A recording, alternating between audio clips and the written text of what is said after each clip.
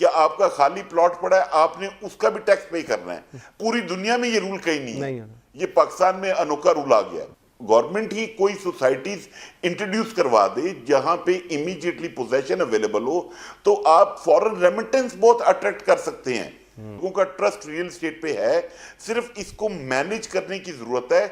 اچھا ملک صاحب آپ کی طرف میں آتا ہوں. ملک صاحب آئی ایم ایف کو لے کر ہم لوگ پتہ نہیں ہم لوگوں کی کیا پرابلم ہے, ہم نہ جائیں آئی ایم ایف کے پاس, جب ہم جائیں گے تو ان کی ٹرمز اینڈ کنڈیشنز کے اوپر تو ہمیں عمل کرنا پڑے گا. 22 دفعہ پہلے چلے گئے, اب 23ویں دفعہ بھی انشاءاللہ جائیں گے اور بخوشی جائیں گے. تمام حکومتیں کہتی ہیں کہ اگر نہیں جائیں گے تو اس کے علاوہ ہمارے پاس کوئی آپشن نہیں ہے. تو کیوں لوگ کرٹیسائز کرتے ہیں آئی ایم ایف کو؟ بسم اللہ الرحمن الرحیم. منصور صاحب, میں ڈاکٹر اکرام صاحب سے ایگری کروں گا. بیسیکلی یہ جو پولیٹیکل سٹیٹمنٹس ہیں نا, انہوں نے جو انریسٹ کریٹ کیا ہوا ہے اس کی وجہ سے بہت زیادہ پینک ہے. بات اگر آپ آئی ایم ایف کی کریں تو آئی ایم ایف جب بھی آپ آئی ایم ایف کے پروگرام میں گئے ہیں وہ اتنا ہی ٹائم ٹیکنگ پروسیس ہوتا ہے. بٹ اس دفعہ گورنمنٹ کی سائڈ سے کہ کوئی سٹیٹمنٹ نہیں آئی کہ یہ ایشو ہے.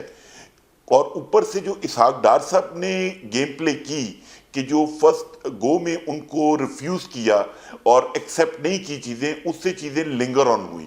ابھی لیٹسٹ یہ میں نے کل رات کو چیک کرا تھا کہ اب تو ہمارے ریزرو تھوڑا سا انکریز ہونا شروع ہوئے ہیں, 4.5 سمتھنگ ریمیٹنس ہو گئی ہیں اس کی. اور پلس ابھی ایک ڈیفینیٹلی اکرام صاحب کے نالج میں ہوگا کہ آئی ایم ایف کی ایک اور کنڈیشن بھی تھی کہ آپ نے جیسے لاسٹ ٹائم 4 بلین آپ کے پاس ہونا چاہیے, اس دفعہ انہوں نے 7 بلین کی کنڈیشن رکھی ہے. تو 4.55 کے لگ بھگ ہو گیا ہے. بٹ اس کے ساتھ انہوں نے ایک جو ہمیں آپ کہہ لیں اسپیس دی ہے کہ وہ چائنا کو, یو ای کو اور سعودیہ کو گرین سگنل دیں گے کہ ہم لوگ آئی ایم ایف کے پروگرام میں ان کو لے کر آ رہے ہیں اور ہم کمفرٹ زون میں آ رہے ہیں. کیونکہ ہمارا یہ جو سٹاف لیول ایگریمنٹ ہے اور اس کی بورڈ میٹنگ وغیرہ یہ فرسٹ ویک آف مارچ تک پینڈ ہوگی. جو اماؤنٹس ہیں وہ کریڈٹ ہوتے ہوتے مارچ سیکنڈ ویک ہو جائے گا. ملک صاحب مجھے ذرا بتائیں سر, اب اس ساری صورتحال میں ریئل اسٹیٹ آپ بڑا ڈیپلی دیکھتے ہیں, اس میں کیا کردار ادا کیا جا سکتا ہے؟ کہ کچھ لوگوں کا یہ بھی خیال ہے کہ جی جو حکومت کے اداروں کے, ریاست کے جو ایون کچھ زمینیں ہیں اگر وہی بیچ دی جائے, اور اکانومسٹ کہتے ہیں تو جی اس سے تو پاکستان کا اس سے ڈبل قرضہ جو ہے وہ بھی اتر سکتا ہے. آپ کا کیا خیال ہے اس پہ؟ منصور صاحب میں تھوڑا سا ٹائم لوں گا. میرا جو خیال ہے گورنمنٹ کو اپنی پالیسیز کو کنسسٹ کرنا چاہیے اور اس کے اندر سب سے پہلے جو بریڈ ونر انڈسٹریز ہیں ان کو فوکس کرنا چاہیے. اور پلس جو لاسٹ نیشنل سیکیورٹی کی میٹنگ ہوئی تھی کہ ہم اپنی امپورٹس کو ریشنلائز کریں گے, اس کو فوکس کر کے ہمیں امیڈیٹلی یہ جو آئی ایم ایف کا پروگرام جون میں ختم ہونا ہے اس کو ہمیں کیٹر کرنا ہے تاکہ ہم اس میس سے باہر آئیں. ریل اسٹیٹ کا بھی پرابلم یہی ہے کہ گورنمنٹ کی جو سوچ ہے کہ وہ اس سیکٹر کو سمجھتی ہے کہ یہ امپلائمنٹ کریٹ نہیں کرتا, plus business create, economic wheel نہیں گھومتا, جبکہ یہ سوچ ان کی غلط ہے. ایک بیوروکریسی میں یہ سوچ پائی جاتی ہے.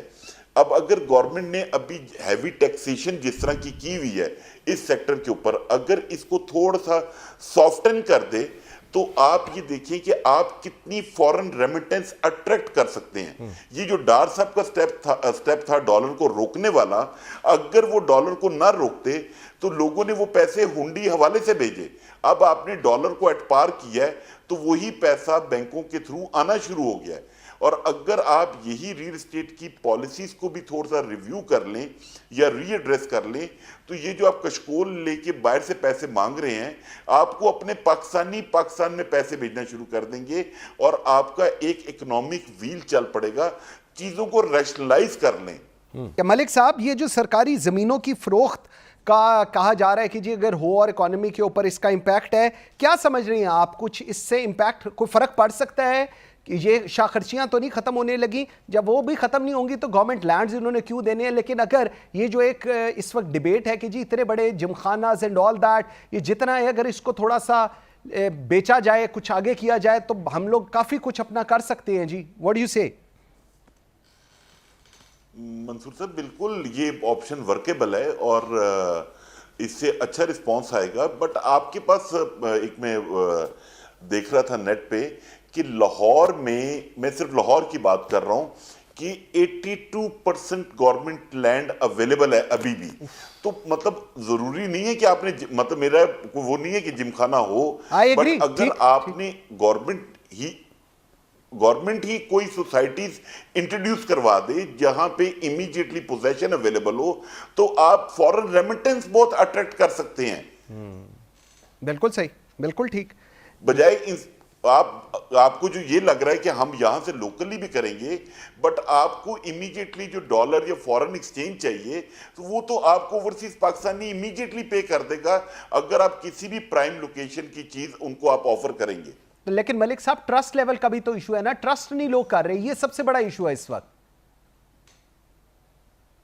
नहीं, रियल एस्टेट पे लोगों का ट्रस्ट है. तो आप मंसूर साहब ये बिल्कुल आप ये ना कहें, लोगों का ट्रस्ट रियल एस्टेट पे है, सिर्फ इसको मैनेज करने की जरूरत है. गवर्नमेंट पे अगर आप कहें, गवर्नमेंट का इशू है, गवर्नमेंट अपनी पॉलिसीज पे कंसिस्ट नहीं करती, जिसकी वजह से इशू बनते हैं. मतलब जैसे भी डॉक्टर इकराम साहब ने बताया कि एक अभी जो टैक्स इंट्रोड्यूस हुआ है 7E, क्या आपका खाली प्लॉट पड़ा है, आपने उसका भी टैक्स पे करना है. पूरी दुनिया में ये रूल कहीं नहीं है. ये पाकिस्तान में अनोखा रूल आ गया. बिल्कुल ठीक. एहसन मलिक साहब, thank you very much. Zafar Motiwala साहब बहुत शुक्रिया जी. डॉक्टर इकरामुल हक साहब बहुत शुक्रिया.